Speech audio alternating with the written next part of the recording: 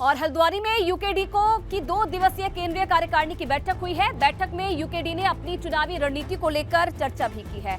इस दौरान इस बात पर भी मंथन हुआ कि आगामी चुनाव को देखते हुए किस योजना के तहत काम करना है। किस तरह की भूमिका निभानी है, किस तरह के जन आंदोलन करने हैं और किस तरह से दल को आगे बढ़ाना है, इस पर चिंतन मंथन हो रहा है। बहुत सारी चीज़ें तय हुई। विधानसभा का चुनाव जो रहा उसका परिणाम वाकई बड़ा निराशाजनक रहा है, लेकिन हम लोग राज्य के लिए लड़ के राज्य बनाने वाले लोग हैं, इसलिए हम आसानी से निराश होने वाले लोग नहीं हैं। तो उत्तराखंड में पिछले कुछ दिनों में ही कई बार भूकंप आ चुका है। शनिवार को तो एक ही दिन में 2 बार भूकंप के झटके महसूस हुए, जिससे पहाड़ के लोगों में दहशत है। वैज्ञानिकों का कहना है कि इंडियन प्लेट्स के नॉर्थ ईस्ट में मूवमेंट की वजह से छोटे छोटे भूकंप आ रहे हैं और इसीलिए लोगों को घबराने की बजाय सावधान रहने की जरूरत है।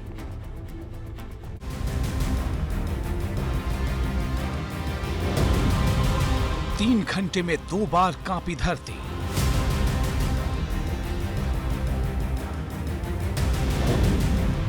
एक ही दिन में 2 बार हिले पहाड़।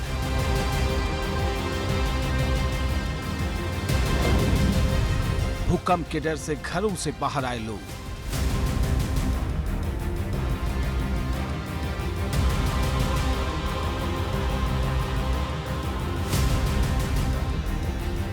उत्तराखंड में शनिवार को 3 घंटे के भीतर ही 2 बार भूकंप आया। भूकंप के ये हल्के झटके राजधानी देहरादून समेत पूरे राज्य में महसूस किए गए। पहले शनिवार शाम 4:25 पर धरती हिली, फिर रात 7:57 पर एक बार फिर से भूकंप के झटके महसूस हुए। वैज्ञानिकों का कहना है कि भूकंप आना सामान्य प्रक्रिया है, इसलिए इससे घबराने के बजाय सावधान रहने की जरूरत है। ऐसे अर्थक्वेक हिमालय में तो आते रहते हैं और आते रहेंगे।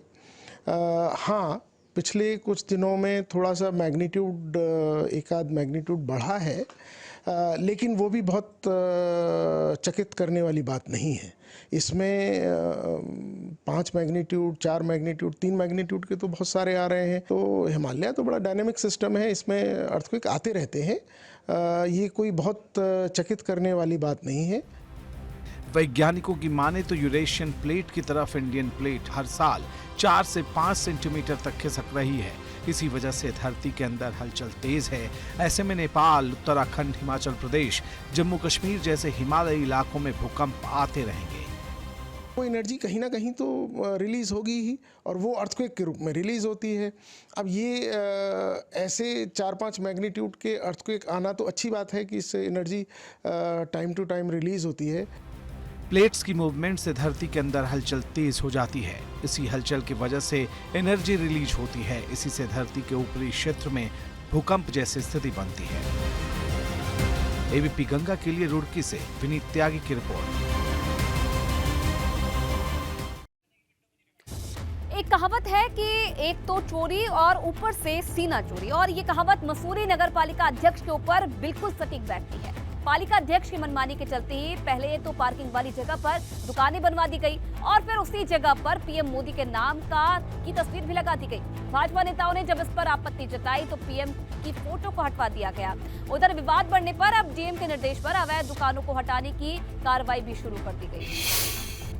बोर्ड जो है उल्टा है और प्रधानमंत्री की फोटो उल्टी है। ये खाली एक यशस्वी प्रधानमंत्री जी का अपमान नहीं है, ये देश का अपमान है, ये 125 करोड़ जनता का अपमान है, ये भारत देश का अपमान है। जो उन्होंने बनाया था वहाँ पर और जो अब हटा दिया गया है, उसकी जो कॉस्ट थी वो कहाँ से भरपाई होगी, ये भी एक विषय है। आप जनता का पैसा ऐसे मिसयूज नहीं कर सकते कि आप कहीं पे भी अवैध बना दें फिर हटा दें।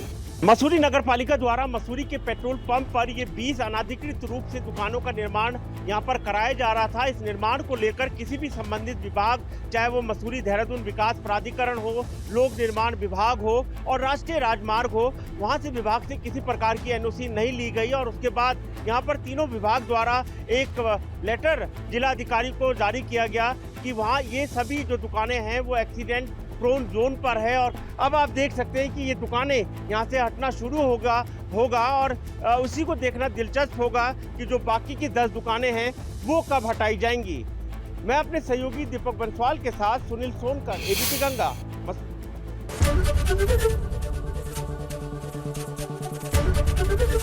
एबीपी गंगा, खबर आपकी, जुबान आपकी।